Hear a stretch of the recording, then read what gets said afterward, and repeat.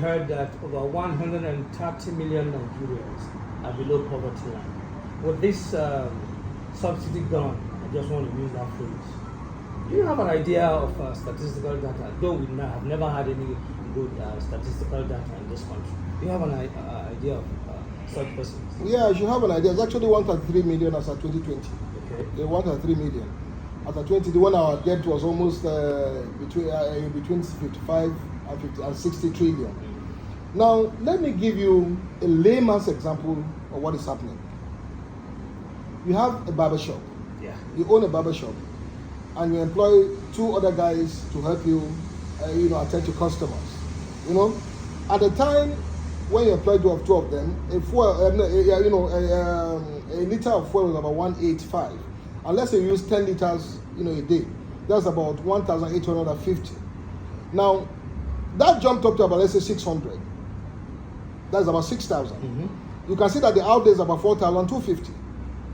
For you to now meet your overhead cost, if you let's say if you take it takes about 500 for you to actually for a haircut, you now need to move it to about 1,500 or 2,000.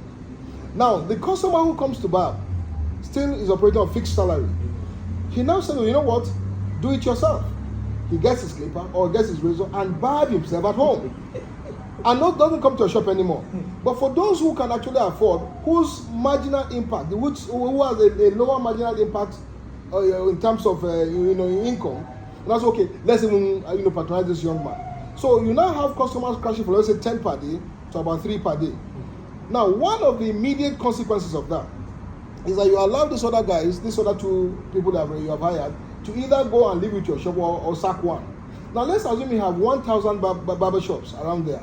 If each of them sacks one person, 1,000 people out of their jobs.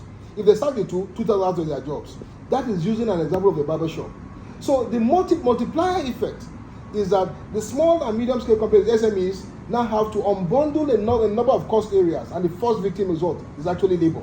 So I would assume that if you now take all other informal sector, premises and put them together, you have them in the millions. So at 133, you can now take it to maybe about 40 million people jumping into poverty within a short period of time. It's about 170 now. It's about 170. You must also reckon something, that the World Bank and the United Nations standard, SDG standard, for identifying who a poor man is, somebody who earns less than $1.25 per day. Now, $1.25 per day brings to about 36,000 naira a month. The minimum wage is actually 30,000 naira in Nigeria, which is not actually being paid. So the fact is that most of us actually live below the poverty line.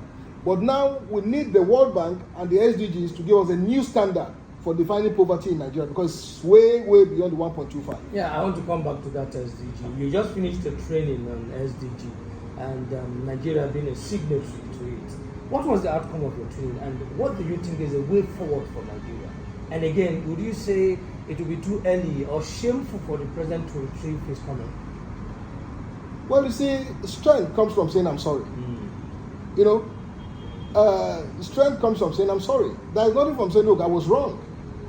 It means it's human and he can make mistakes. Now, back to the issue of the 193 countries that signed the SDG 2015 targets 2030. We're just about this 7 years to the SDG targets. And of the 17 SDG goals, there's this metrics with which you use to measure successes, and they actually use them with colors: the green, the amber, and the red. I can assure you that at best, Nigeria will actually have maybe 1 or 2 ambers. Otherwise, it's red all the way. Is it in terms of poverty? Living is it education? Is it in terms of literacy? Is it in terms of internet per capita? Is it in terms of electricity per capita? We're nowhere.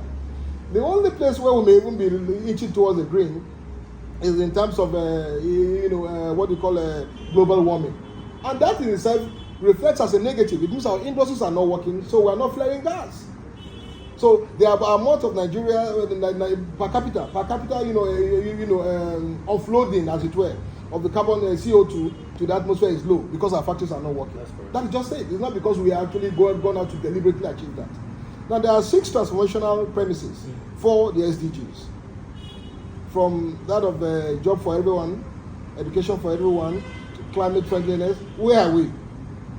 Hunger. Poverty. People are losing their jobs. That's correct. You know, and you see, one thing we must actually drive home here is the issue of properly computing our multidimensional poverty. Because when you generalistically, mention poverty in the Nigerian sense, you lose a lot. Because poverty in Nigeria is different from poverty in Okula. No, that's correct. Yeah. Yeah. So we must begin to realize what kind of poverty. Do you equally know that the fact that you run an election and it's stolen away from you is a poverty of some sense? Which is why George Oponwe mentioned recently that while you go to accuse people for carrying out military coups, make sure you don't carry out institutional coups in your countries, lifetime presidencies, both judicial pronouncements. Those are institutional coups. That in itself is another form of poverty. All right, Akobu Ali, good morning. Thank you so much. I want to sincerely appreciate you. I can see a lot of you. Hassan Ate, thank you.